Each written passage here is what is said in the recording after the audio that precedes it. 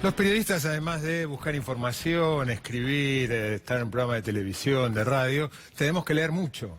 Leer literatura especializada y leer lo que escriben nuestros colegas. No se puede leer todo.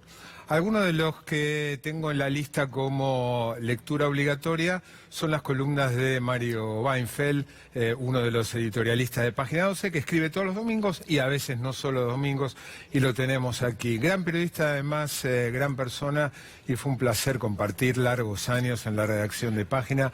Mario, gracias por venir. El placer fue mutuo y gracias a vos. Además de escribir columnas, escribe libros. Tiene el anteúltimo, si no me olvido, El hombre que supo, ¿no? Sí, ¿quién es el tipo que supo? Sobre Néstor Kirchner. Y acaba de publicar esto, ¿no? Que van a ver ahí, Estallidos argentinos. Y la pregunta que yo hacía al principio del programa, y que se la traslado ahora a Mario, ¿por qué ayer, para tomar el caso más inmediato, con lo que pasó en un contexto además de un país en crisis, hubo pasividad, no hubo protestas, no hubo nada parecido a un estallido?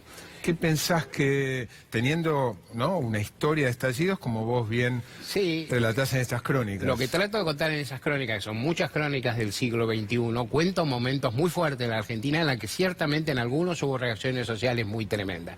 Yo no me atrevo a explicar por qué ayer no hubo un estallido. Yo diría que la sociedad argentina, y es lo que propongo en mi libro, o lo que repaso en varios hechos, la sociedad argentina tiene una capacidad de movilización muy alta, una capacidad de reclamo muy alta, y tal vez lo que tiene también es una sociedad civil que en el fondo, en el momento de reclamar fuertemente, es muy pacífica.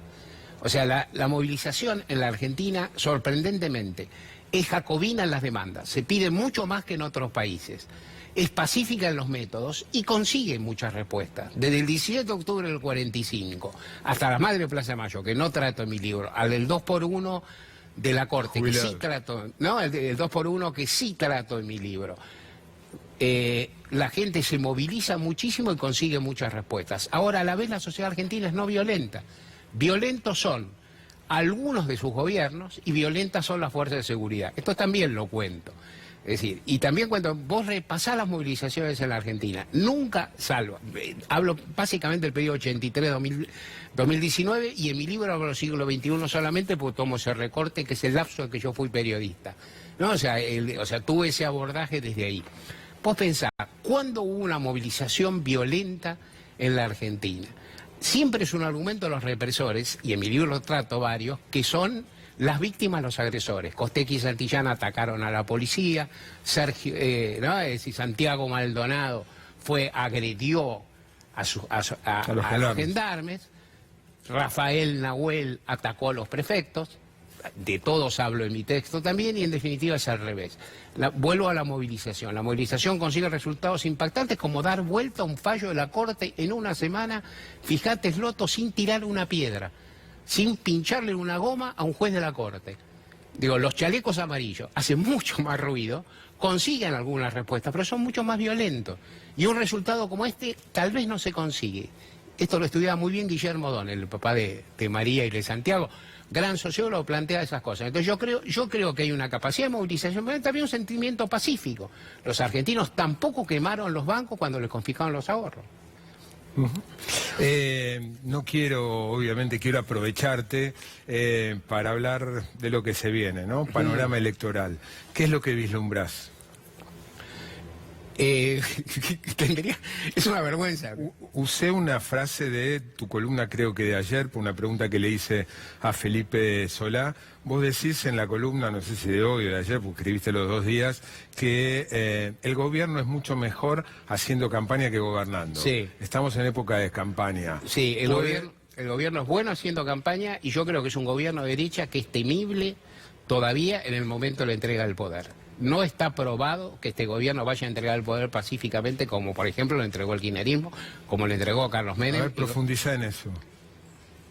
Es un gobierno que tiene elementos violentos importantes, es un gobierno que justamente frente a movilizaciones pacíficas que había mucho, ha tenido el nivel de respuesta más brutal que se recuerde en la democracia argentina, ¿no? Recordemos la reforma jubilatoria, Santiago Maldonado, Rafael Nahuel.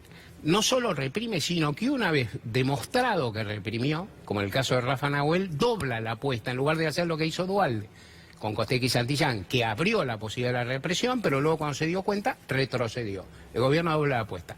Yo estoy diciendo que va a haber una actitud de... No, quiero ser cuidadoso en eso. Yo digo que no está aprobado, y no está aprobado, voy a hablar como abogado, como periodista, no está aprobado porque nunca hubo un precedente. Nunca hubo un gobierno de derecha elegido por los votos.